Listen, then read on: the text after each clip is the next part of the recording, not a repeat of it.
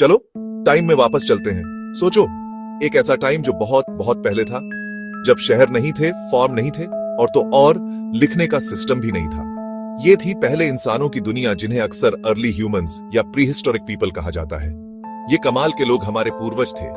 वो बिल्कुल हमारे जैसे नहीं दिखते थे। उनकी जिंदगी मुश्किलों से भरी थी, जिनकी हम आज कल्पना भी नहीं कर सकते।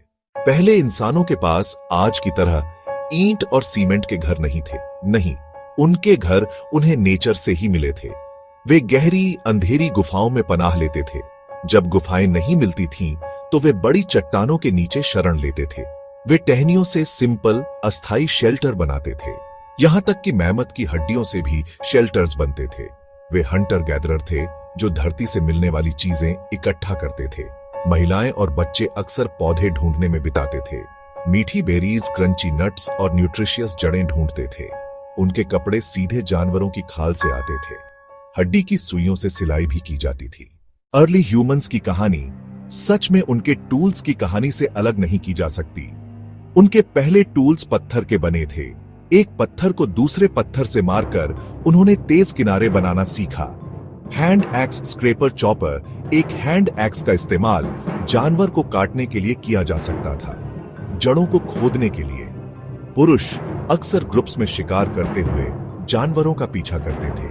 वे झुंड को चट्टानों या संकरी खाइयों की तरफ ले जाते थे, जहां वे घेर कर मार सकते थे। धीरे धीरे भाले, फिर एटलटल और बाद में धनुष तीर तक बने। एक ऐसा समय था जब रात पूरी तरह अंधेरा और डर का राज थी। सूरज ढलने से रात के शिकारियों का खतरा बढ़ जाता था। शायद यह बिजली गिरने से शुरू हुआ होगा, जिसने एक पेड़ को जला दिया। पहले शायद वे इससे डरते थे, लेकिन धीरे धीरे उन्होंने इसे समझना सीखा। लकड़ियों को आपस में रगड़कर आग जलाने की तकनीक विकसित हुई, या फ्लिंट से चिंगारी निकालकर। आग ने उनकी गुफाओं को गर्म, चमकदार घरों में बदल दिया। यह एक सुरक्षा की घेरे बन गई। जानवर अग्नि के पास नहीं आते थे। आग ने उनके खाने को बदल दिया। मांस पकाने से खाना आसान और सुरक्षित हुआ। कई साइंटिस्ट्स मानते हैं कि बेहतर न्यूट्रिशन ने दिमाग के विकास में मदद की। चूल्हा कम्युनिटी का दिल बन गया। अर्ली ह्यूमंस ने समझा, नंबर्स में स्ट्रेंथ होती है।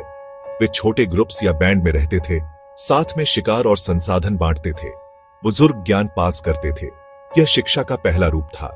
रीति रिवाज, पहचान और सामूहिक नियम बनते गए।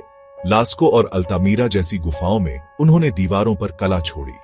बाइसन, मैमथ और शिकार के सीन चारकोल और मिनरल पिगमेंट से बने। हैंडप्रिंट्स और चित्र कहते हैं, हम यहां थे। ये पेंटिंग्स संभावना है, अनुष्ठान, रिकॉर्ड या कहानी कहने का तरीका। आज हमारी दुनिया स्मार्टफोन और शहरों से भरी है, लेकिन हमारी जड़ें वहीं हैं।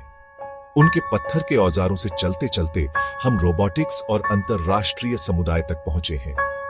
उनकी कहानी समझकर हम अपनी पूरी मानव यात्रा की सराहना कर पाते हैं।